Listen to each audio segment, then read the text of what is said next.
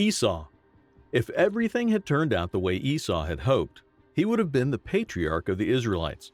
But it didn't. Esau was the epitome of what's now referred to as laid back. He enjoyed the freedom of living in the open air and didn't take himself too seriously. His bluff and carefree approach to life were to prove to be the source of his tragic downfall.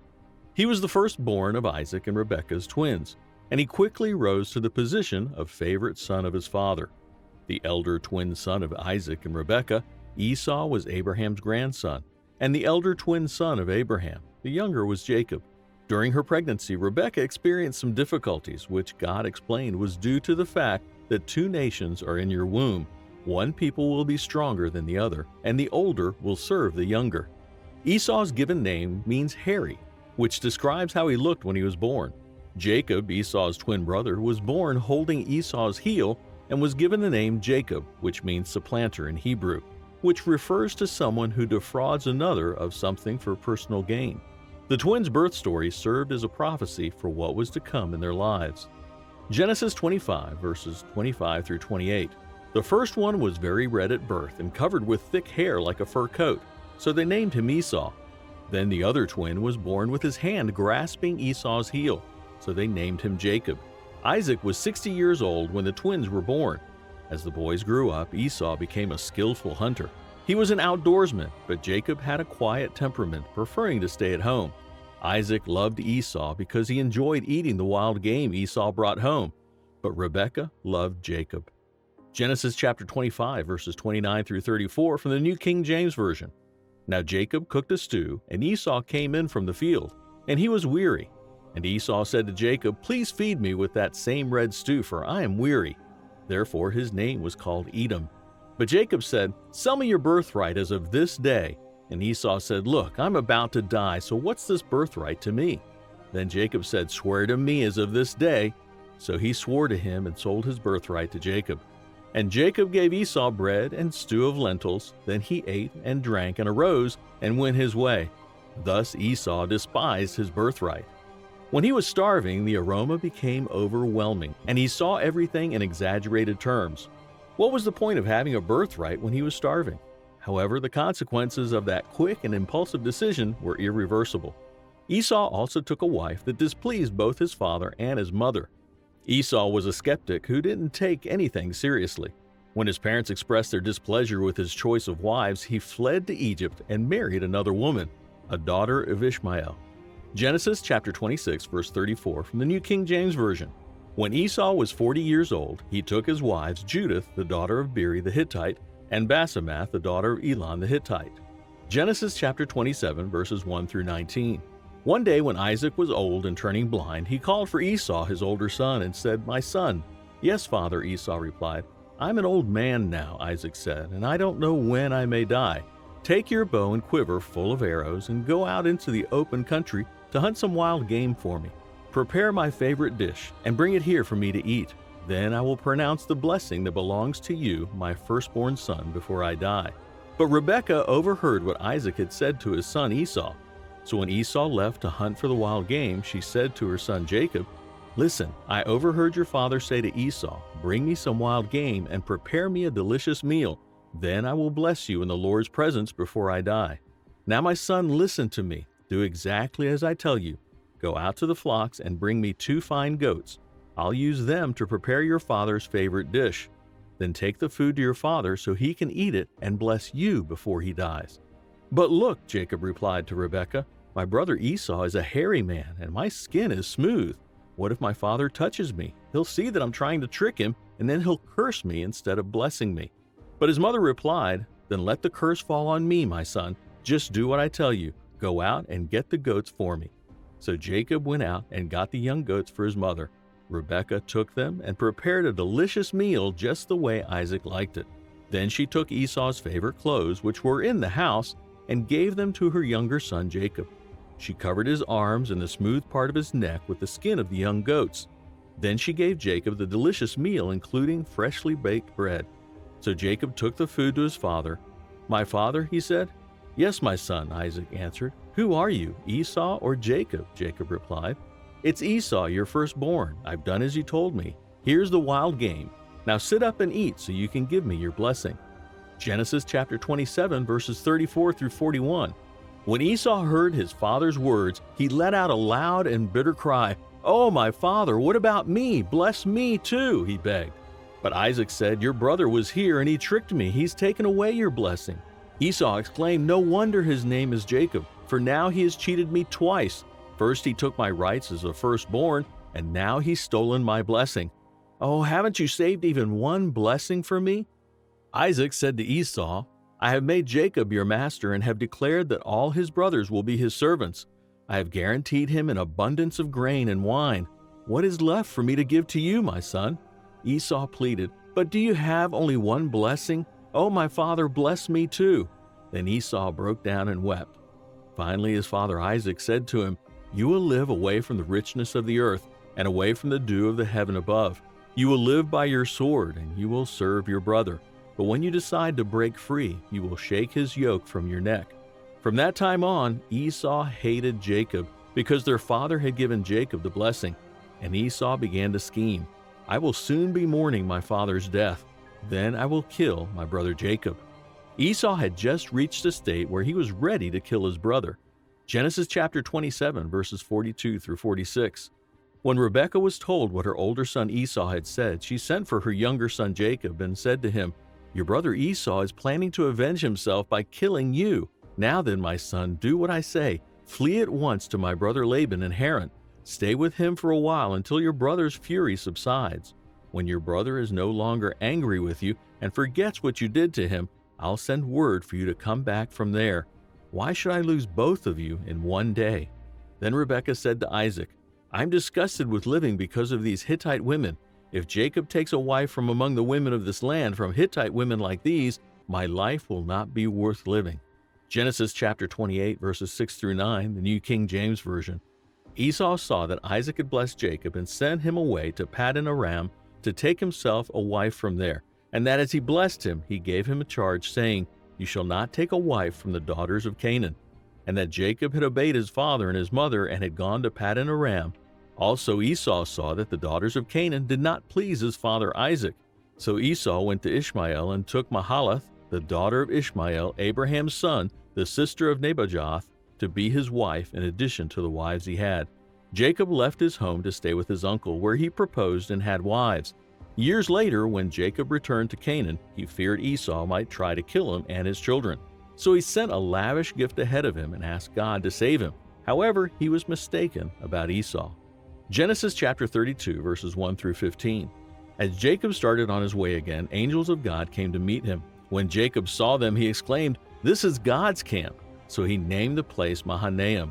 Then Jacob sent messengers ahead to his brother Esau, who was living in the region of Seir in the land of Edom. He told them, "Give this message to my master Esau. Humble greetings from your servant Jacob. Until now I have been living with Uncle Laban, and now I own cattle, donkeys, flocks of sheep and goats, and many servants, both men and women. I have sent these messengers to inform my lord of my coming, hoping that you will be friendly to me." After delivering the message, the messengers returned to Jacob and reported, "We met your brother Esau, and he's already on his way to meet you, with an army of 400 men. Jacob was terrified at the news, so he divided his household along with the flocks and herds and camels into two groups. He thought if Esau meets one group and attacks it, perhaps the other group can escape. Then Jacob prayed, "O God of my grandfather Abraham and God of my father Isaac, O Lord, you told me, return to your own land and to your relatives, and you promised me I will treat you kindly. I'm not worthy of all the unfailing love and faithfulness you have shown to me, your servant. When I left home and crossed the Jordan River, I owned nothing except a walking stick. Now my household fills 2 large camps. O Lord, please rescue me from the hand of my brother Esau. I am afraid that he's coming to attack me along with my wives and children. But you promised me, I will surely treat you kindly, and I will multiply your descendants until they become as numerous as the sands along the seashore, too many to count." Jacob stayed where he was for the night. Then he selected these gifts from his possessions to present to his brother Esau: 200 female goats, 20 male goats, 200 ewes, 20 rams, 30 female camels with their young, 40 cows, 10 bulls, 20 female donkeys, and 10 male donkeys. Jacob was wrong about Esau. It was not in his laid-back nature to sustain animosity. Therefore, when Jacob returned fearful from Paddan Aram, Esau greeted him as if nothing had happened. Genesis chapter 33, verses 1 through 18. Then Jacob looked up and saw Esau coming with his 400 men. So he divided the children among Leah, Rachel, and his 2 servant wives. He put the servant wives and their children at the front, Leah and her children next, and Rachel and Joseph last. Then Jacob went on ahead, and he approached his brother. He bowed to the ground 7 times before him. Then Esau ran to meet him and embraced him, threw his arms around his neck and kissed him, and they both wept. Then Esau looked at the women and children and asked, "Who are these people with you?" "These are the children God has graciously given to me, your servant," Jacob replied. Then the servant wives came forward with their children and bowed before him. Next came Leah with her children, and they bowed before him. Finally, Joseph and Rachel came forward and bowed before him. "And what were all the flocks and herds I met as I came?" Esau asked. Jacob replied, "They are a gift, my lord, to ensure your friendship." "My brother, I have plenty," Esau answered.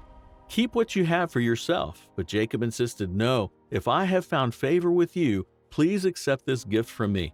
"And what a relief to see your friendly smile. It's like seeing the face of God. Please take this gift I have brought you, for God has been very gracious to me. I have more than enough." And because Jacob insisted, Esau finally accepted the gift. "Well," Esau said, "let's be going. I'll lead the way." But Jacob replied, "You can see, my lord, that some of the children are very young, and the flocks and herds have their young too. If they're driven too hard, even for one day, all the animals could die. Please, my lord, go ahead of your servant. We'll follow slowly at a pace that's comfortable for the livestock and the children. I'll meet you at Seir." "All right," Esau said, "but at least let me assign some of my men to guide and protect you." Jacob responded, "That's not necessary. It's enough that you've received me warmly, my lord." So Esau turned around and started back to Seir that same day. Jacob, on the other hand, traveled on to Succoth, where he built himself a house and made shelters for his livestock. That's why the place was named Succoth, which means shelters. Later, having traveled all the way from Paddan Aram, Jacob arrived safely at the town of Shechem in the land of Canaan, where he set up camp outside the town. The men couldn't live in the same area because God had blessed them both so much with children, possessions, and livestock. So Esau moved to the hill country of Seir, in areas south of the Dead Sea. Unfortunately, his Edomite descendants, on the other hand, proved to be more difficult to deal with. Despite the fact that the brothers had reconciled, Esau's descendants, the Edomites, also known as Idumeans, and Jacob's descendants, the Israelites, never got along.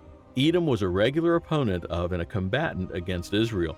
The fact that the Edomites were pagans and the Israelites were followers of God played a significant role in the conflict. The prophets Jeremiah and Obadiah said God would bring disaster on Esau and that the Edomites would eventually be destroyed. Obadiah chapter 1 verse 18 from the Amplified Version. "Then the house of Jacob shall be a fire, and the house of Joseph a flame, but the house of Esau will be like stubble. They shall set them on fire and consume them, so that there shall be no survivor of the house of Esau, for the Lord has spoken." Jeremiah chapter 49 verse 8 out of the New King James Version.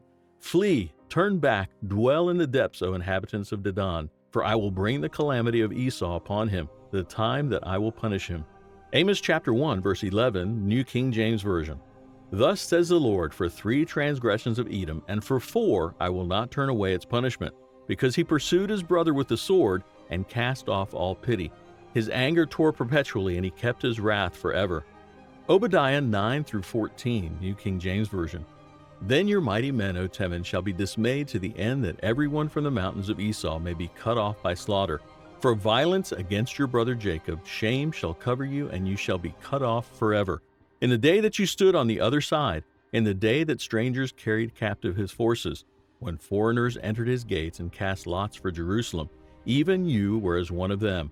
But you should not have gazed on the days of your brother in the day of his captivity, nor should you have rejoiced over the children of Judah in the day of their destruction, nor should you have spoken proudly in the day of distress. You should not have entered the gate of my people in the day of their calamity. Indeed, you should not have gazed on their affliction in the day of their calamity, nor laid hands on their substance in the day of their calamity. You should not have stood at the crossroads to cut off those among them who escaped, nor should you have delivered up those among them who remained in the day of distress." What lessons can we take away from Esau's life? Esau was more concerned with earthly things than he was with the things of God. It was more important to him to have his physical cravings satisfied than it was to receive God's blessings. The writer of Hebrews uses Esau as a negative example of godlessness. Hebrews chapter 12, verses 16 through 17, the New Living Translation, "Make sure that no one is immoral or godless like Esau, who traded his birthright as a firstborn for a single meal. You know that afterward, when he wanted his father's blessing, he was rejected. It was too late for repentance, even though he begged with bitter tears." According to the Bible, what Esau perceived as taking a relaxed view is actually described as sexually immoral and godless. Also demonstrated in this passage is the fact that our actions have consequences, and that those consequences can be long-lasting, even after we've realized the folly of our ways. Because Jacob was the younger brother, despite the fact that Esau was the older brother, there's a theological significance to this arrangement. Esau's mother had been told before she gave birth to twins that the older will serve the younger, and this was something she had to deal with. Genesis chapter 25, verse 23, "And the Lord said to her, 2 nations are in your womb, and 2 peoples from within you shall be divided. The one shall be stronger than the other, the older shall serve the younger." The result is that before either of the twins had done anything, good or bad, God's choice, his election, had already begun to take effect. Paul uses this story to show that we're saved not by works, but by him who calls.